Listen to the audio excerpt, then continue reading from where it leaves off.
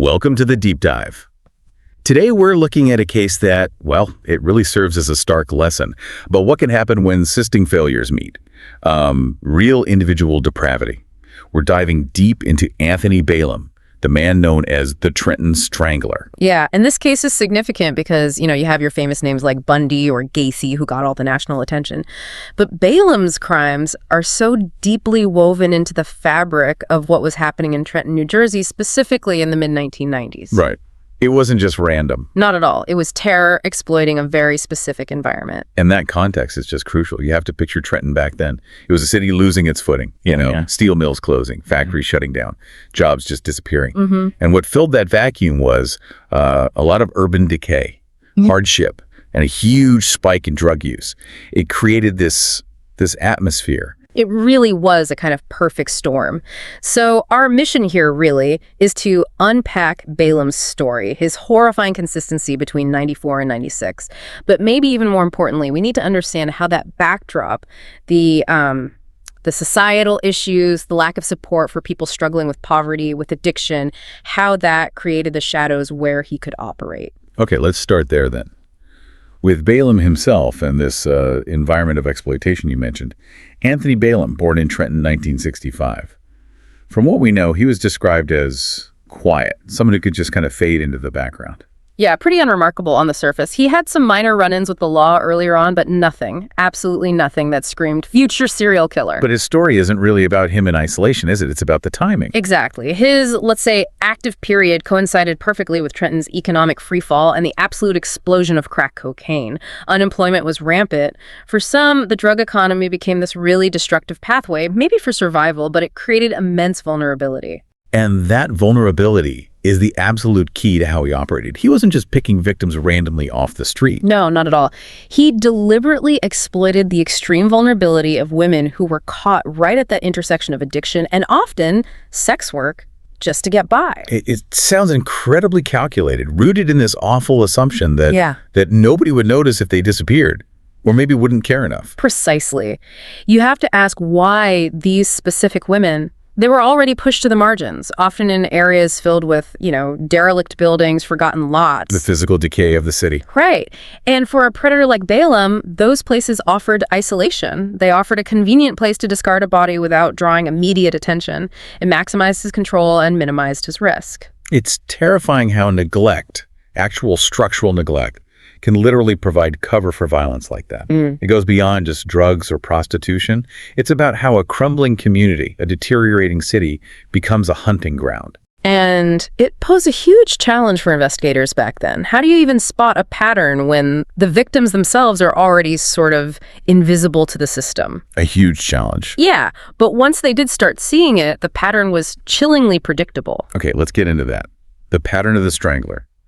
This 2-year period, 94 to 96. What was his method? How did he operate consistently? Well, the MO seemed to be built on offering something valuable in that context. He'd approach women offering crack cocaine. A powerful lure in that environment. Absolutely. Offering it in exchange for, their company. It was a transaction that likely lowered their guard initially. Made him seem less threatening. Right. But once he got them isolated, maybe in his car, maybe heading towards one of those abandoned spots we talked about, things changed fast. Threats, force, and then the method of murder was consistently strangulation. Strangulation. That's often seen as very personal, very hands-on.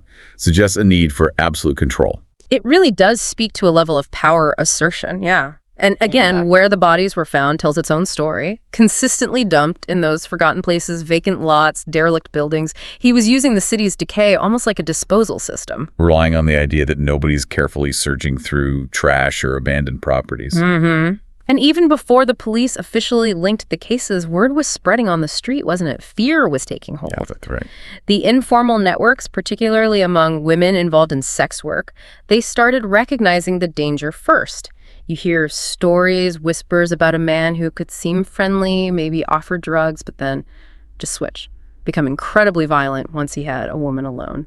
So the community knew a predator was out there. They absolutely did. And that realization that it was likely one person must have just amplified the danger they faced every single day. It's so important here, I think, to pause and really focus on the women who lost their lives.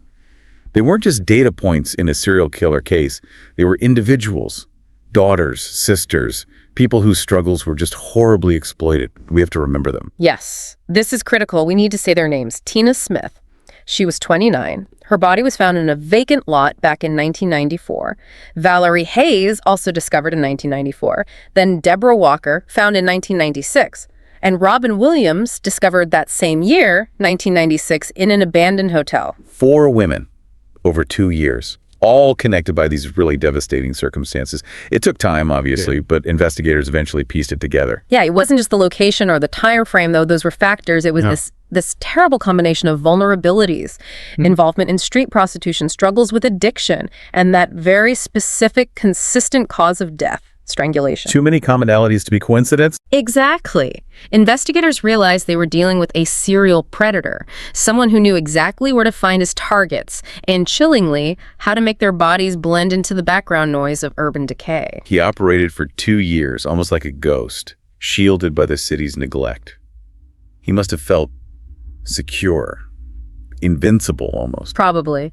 But as often happens, no matter how careful a killer thinks they are, control is eventually lost. And in Balaam's case, the end didn't come from some massive police task force breakthrough initially. It came down to one mistake. A crucial mistake. Leaving a survivor. That was the turning point, wasn't it? August 1996. That moment, that single act of courage by one woman, it changed everything. It really did. August 8th. A woman had gone with Balaam, likely under similar pretenses as the others, but when he turned violent, when he escalated things, she fought back. Somehow, against incredible odds, she managed to escape, and she went straight to the police. That took immense bravery, especially considering, the potential mistrust or history between that community and law enforcement. Absolutely immense courage, and her report, it was a game changer for the police. Her description of him, the details of what happened, it was apparently so precise, so immediate. And you knew who to look for. They were able to identify Anthony Balaam and bring him in for questioning almost right away. Wow. And once they had him in custody, the focus shifted. Exactly. It moved from who did this to let's prove it. And that's where forensic science really came into play. DNA evidence. They collected samples from Balaam, compared them to evidence that had been preserved from the crime scenes, from the victims' bodies, and the results came back quickly, conclusively linking him to several of the murders. So the survivor's testimony pointed the finger. Yes. And the DNA locked it down, turned suspicion into hard fact. Irrefutable proof. It solidified the entire case. It confirmed he was the man who had silenced those other women. And the trial, how did that play out?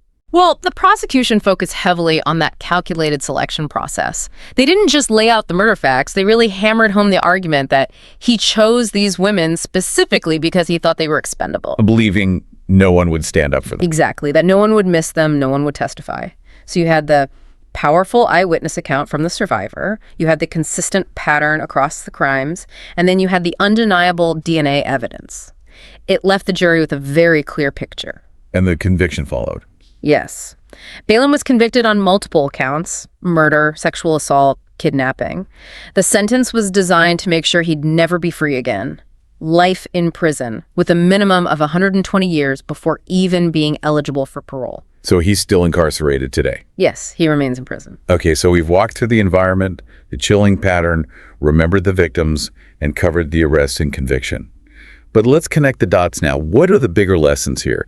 What does this dark chapter in Trenton's history tell us, looking back? I think the biggest implication, really, is how deeply connected systemic neglect and victimization are. Balaam's case is just this horrifying example of how a predator can recognize and exploit the cracks in the system, the failures of society. He didn't create the addiction or the poverty? No, but he used it. He used that environment of abandonment to shield his actions. When communities are marginalized, they just become inherently more vulnerable.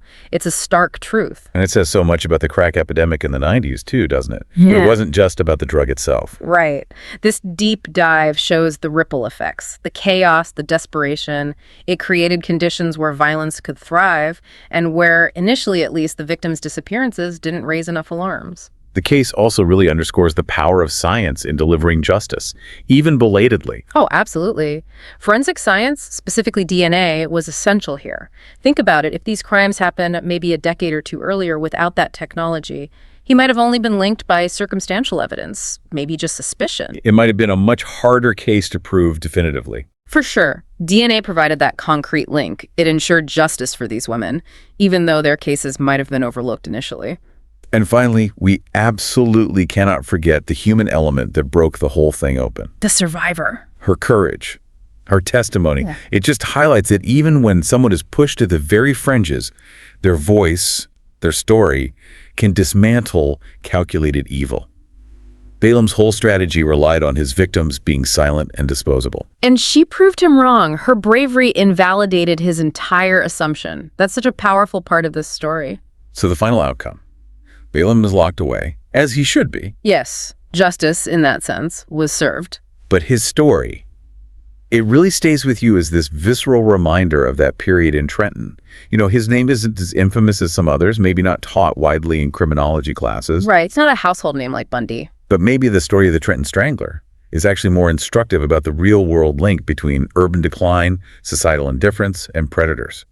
He preyed on the belief that these lives just didn't matter. But they did. And that's the core lesson. The memory lingers in Trenton, as a scar, but also as a reminder. It shows that every single life has value. And when we ignore the margins, when we allow those systemic failures to persist, we inadvertently create the very shadows where predators feel safe. So the next time you hear about issues like urban decay or systemic poverty, maybe remember this case. Remember, these aren't abstract concepts. They have real, sometimes deadly consequences. If you enjoyed this video and want to dive deeper into more cases like this one, make sure to subscribe to our channel. Don't forget to like the video if you found the story compelling, and share it with your friends and family who might be interested in true crime and mysteries. By subscribing, you'll stay up to date with all our latest content and join a growing community of curious minds exploring the most fascinating cases. Click the notification bell so you never miss an upload. Your support means everything.